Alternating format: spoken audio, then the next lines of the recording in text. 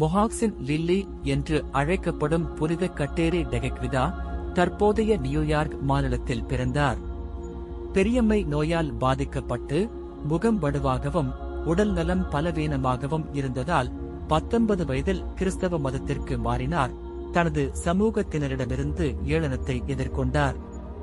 கட்டேரி ஆழ்ந்த பிரார்த்தனை, கற்பு மற்றும் படைப்பின் மீதான அன்பு கொண்ட வாழ்க்கையை வாழ்ந்தார். காடுகளில் பிரார்த்தனை செய்து மற்றவர்களை பராமரித்து தனது பெரும்பாலான நேரத்தை செலவிட்டார். அவர் தனது துன்பத்தை கடவுளுக்கு அர்ப்பணித்து இளமையாகவே இறந்தார்.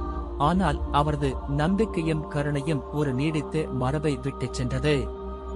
2012 இல் புனிதர் பட்டம் பெற்று முதல் பூர்வீக அமெரிக்க துறவி ஆனார். ஜெபம்.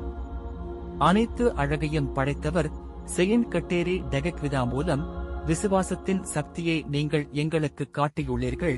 பணிவாகவும் தூய்மையாகவும் வாழ்ந்தீர்கள். பூமியில் மென்மையாக நடக்கவும், படைப்பில் உங்களை பார்க்கவும், எங்கள் துன்பத்தில் உங்களை நம்பவும் எங்களுக்கு உதவுங்கள். இன்று நோய்வாய்ப்பட்டவர்களை, உடல்கள் பலவீனமாகவும் ஆன்மாக்கள் சோர்வாகவும் இருப்பவர்களை ஆசீர்வதியுங்கள். வலி உள்ள இடத்தில் குணப்படுத்துதலையும் பயம் உள்ள இடத்தில் அமைதியையும் கொண்டு வாருங்கள். போரின் வன்முறையில் சிக்கியவர்களுக்காகவும் நாங்கள் ஜெபிக்கிறோம்.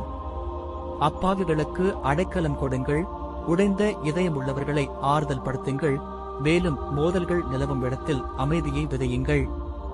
புனித கட்டேரியின் முன்மாதிரியின் மூலம் நாங்கள் எளிமையாக வாழ்வோம், ஆழமாக நேசிப்போம், உம்மை முழுமையாக நம்புவோம்.